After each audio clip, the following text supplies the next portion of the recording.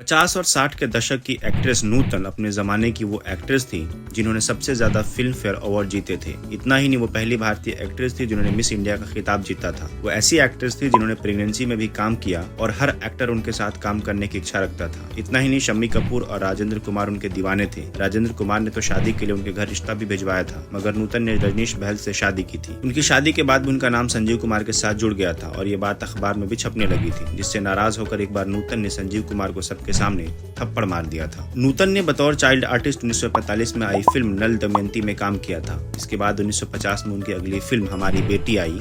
इस वक्त वह 14 साल की थी। इसके बाद उनकी रुचि मॉडलिंग में हुई और उन्होंने 1952 में मिस इंडिया का खिताब जीता। ये टाइटल जीतने वाली वो पहली इंडियन एक्ट्रेस थी। दरअसल नूतन शोभना की बेटी थी। उनकी माँ फिल्म इंडस्ट्री से ताल्लुक रखती थी, इसलिए बचपन से ही नूतन को फिल्मों का शौक था। नूतन जब तक बालिग होती उन्होंने कई फिल्मों में काम कर लिया था। इनमें आगोश, हम लोग, शीशम और पर्वत शामिल हैं। इन फिल्मों के बाद वो लंदन चली गई, लेकिन वापस आकर फिर उनका फिल्मी करियर शुरू हो गया। इसके बाद वो एक के बाद एक बेहतरीन फिल्मों में नजर आई। नूतन ने साल 1959 में लेफ्टिनेंट कमांडर रजनीश बहल से शादी कर ली थी। आमतौर पर शादी के बाद एक्ट्रेस का करियर खत्म हो जाता है, लेकिन नूतन के मामले में ऐसा नहीं हुआ। नूतन को न केवल काम मिलता था, बल्कि उन्हें स्ट्रॉन्ग रोल मिलते थे जो हीरो के बराबर होते थे। वह इंडस्ट्री के हर बड़े स्टार के साथ काम करती थी। फिर अचानक उनका नाम संजीव कुमार से जुड़ा। फिल्म देवी में दोनों ने साथ में काम किया था। बताया जाता है कि शुरुआत में दोनों की खास बातचीत नहीं होती थी, मगर बाद में दोनों के बीच दोस्ती हो गई। दोनों इतने अच्छे दोस्त बन गए कि उनके अफेयर की चर्चाएं होने लगी। ये खबर जब नूतन के पति के कानों तक पहुंची तो वो नाराज हुए। दोनों के बीच अक्सर इस बात को लेकर झगड़ा होने लगा।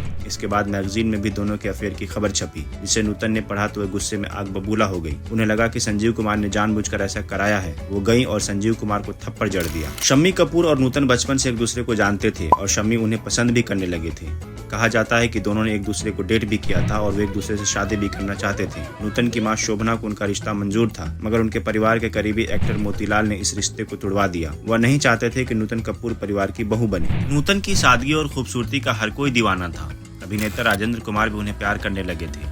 वो उनसे शादी भी करना चाहते थे और उन्होंने नूतन की मां शोभना से उनका हाथ भी मांगा था, लेकिन उन्होंने इनकार कर दिया था। बताया जाता है कि जब राजेंद्र कुमार ने शोभना के सामने उनकी बेटी नूतन से शादी करने का प्रस्ताव रखा तो उन्होंने उन्हें बेइज्जत किया और शादी के लिए ना कह दिया। राजेंद्र रियल लाइफ में तो नूतन को अपनी पत्नी नहीं बना पाए, लेकिन फिल्म साजन बिना सुहागन में वो नूतन के पति बने थे। नूतन दिलीप कुमार की बहुत बड़ी फैन थी और उनके साथ काम करना चाहती थी। दोनों ने साथ में 1953 में आई फिल्म शिकवा में काम किया था, लेकिन फिल्म पूरी नहीं हो पाई। इसके बाद सुभाष घई ने अपनी फिल्म कर्मा में दोनों को साथ में कास्ट किया और इनकी जोड़ी हिट रही। बता दें कि 60 के दशक में नूतन ने ये बात गलत साबित कर दिया था कि शादी के बाद महिलाएं काम नहीं कर सकती या शादी के बाद एक्ट्रेस का करियर खत्म हो जाता है। उन्होंने अपना काम जारी रखा, बल्कि मां बनने के बाद 4 फिल्म फेयर अवार्ड भी जीते। नूतन के लिए कहा जाता है कि वो आंखों से ही अपनी इमोशंस बयां कर दिया करती थी।